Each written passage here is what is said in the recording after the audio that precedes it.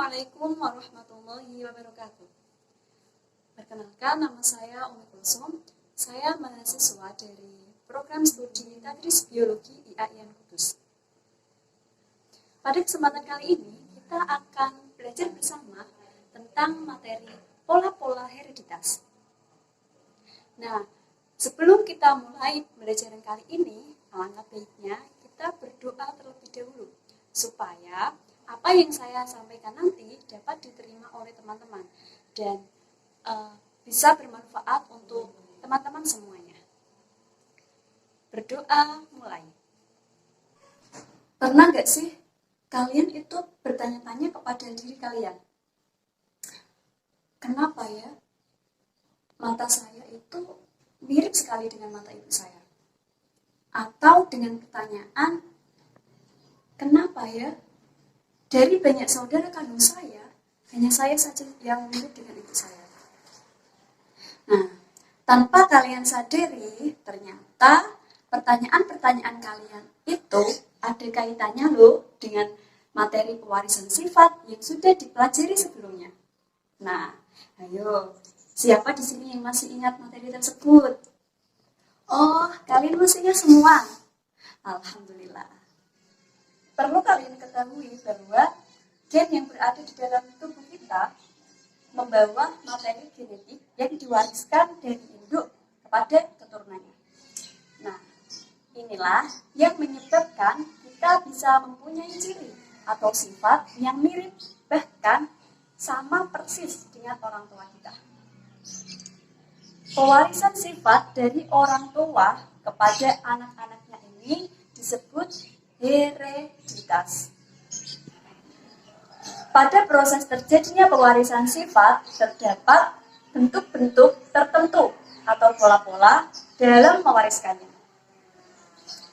Lalu, apa saja sih pola-pola pewarisan sifat ini? Ayo, siapa yang sudah tahu? Kalau belum tahu, yuk mari kita belajar bersama.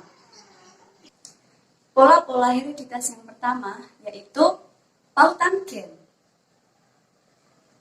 Apa sih pautan gen itu? Ada yang sudah tahu? Kalau belum tahu, yuk kita simak penjelasan berikut ini. Pautan gen adalah gen-gen yang berada pada satu kromosom homolog yang sama dan letaknya saling berdekatan. Untuk lebih mudah memahaminya, silahkan kalian bisa melihat gambar yang ada di samping saya ini. Kalian sudah bisa melihatnya? Di samping saya ada tiga gambar. Gambar yang pertama, ada dua gen yang berada pada satu kromosom yang sama.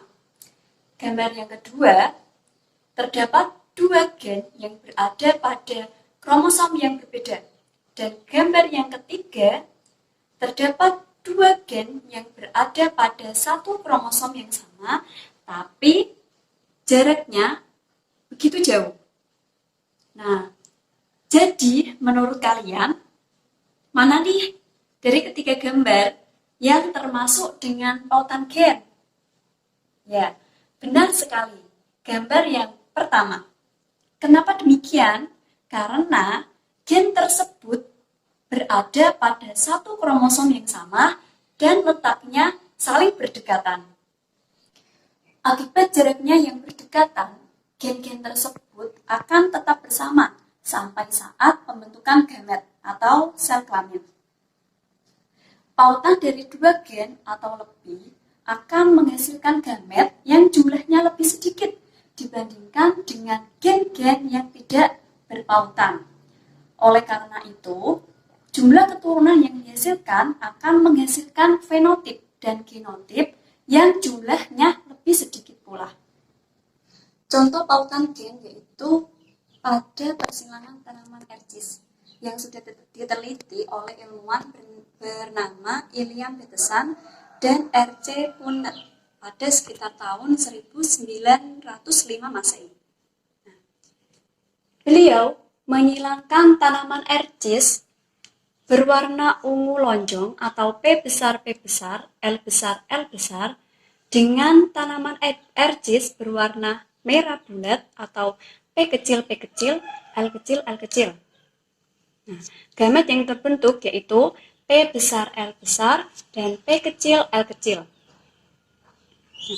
Dari kedua tanaman tersebut akan menghasilkan keturunan pertama, yaitu P besar, P kecil, L besar, L kecil, dengan fenotip ungu lonjong. Nah, karena gennya mengalami pautan, maka gamet yang terbentuk hanya dua gamet, yaitu P besar, L besar, dan P kecil, L kecil. Kenapa bisa begitu? Bisa dilihat, gen P besar terpaut dengan L besar, maka ini bisa terpaut. Ini terpaut dan menghasilkan gamet. P besar L kecil tidak bisa menghasilkan gamet. P kecil L besar tidak bisa menghasilkan gamet karena tidak terpaut. Dan P kecil L kecil bisa menghasilkan gamet karena terpaut. Nah, dari keturunan pertama ini akan disilangkan dengan sesamanya menghasilkan 4 keturunan dengan perbandingan 3:1 atau ungu lonjong sebanyak 3 buah dan tanaman RGs berwarna merah bulat sebanyak 1. Padahal pada keadaan normal, perbandingan fenotip yang terbentuk yaitu 9:3:3:1. Karena gen mengalami pautan, maka jumlah keturunan yang dihasilkan lebih sedikit, yaitu dengan perbandingan 3:1. Pola-pola hereditas yang kedua yaitu pindah silang. Apa sih pindah silang itu? Ada yang sudah tahu? Mari kita belajar bersama tentang pindah silang. Pindah silang adalah pertukaran segmen kromatit yang bukan saudaranya atau non-sister kromatit dari sepasang kromosom homolog. Peristiwa pindah silang ini terjadi pada tahapan meiosis 1, yaitu pada awal profase 1 dan akhir metafase 1. Peristiwa pindah silang ini umumnya terjadi pada organisme seperti tumbuhan, manusia, hingga hewan.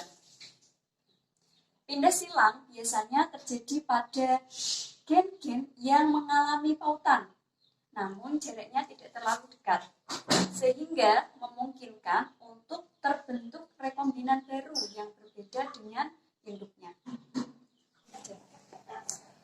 Untuk menghitung nilai pindah silang, kalian bisa menggunakan rumus RPS sama dengan RK per jumlah rekombinan ditambah jumlah parental kali 100%.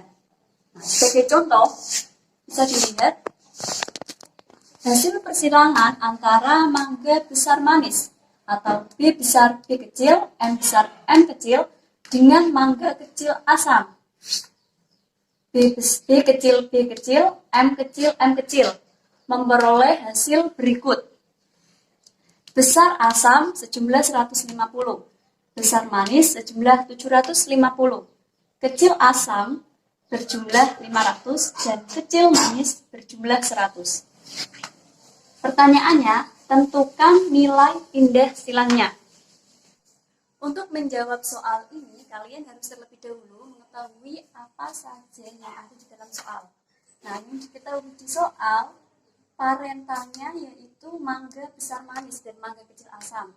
Sedangkan rekombinan atau keturunan baru yang muncul yaitu mangga besar asam dan mangga kecil manis. Nah, yang ditanyakan nilai pindah silang. Maka rumusnya yaitu jarak rekombinan per jumlah rekombinan plus jumlah parental kali 100%. Maka hasilnya yaitu 16,67%. Jadi nilai pindah silang dari soal ini sebesar 16,67%. Terima kasih telah menyaksikan video belajar dari saya. Sebenarnya masih ada pola-pola hereditas lain yang nanti akan kita pelajari selanjutnya. Sekian dari saya, terima kasih telah menyaksikan. Semoga kalian bisa mendapatkan ilmu yang bermanfaat. Sekian dari saya. Assalamualaikum warahmatullahi wabarakatuh.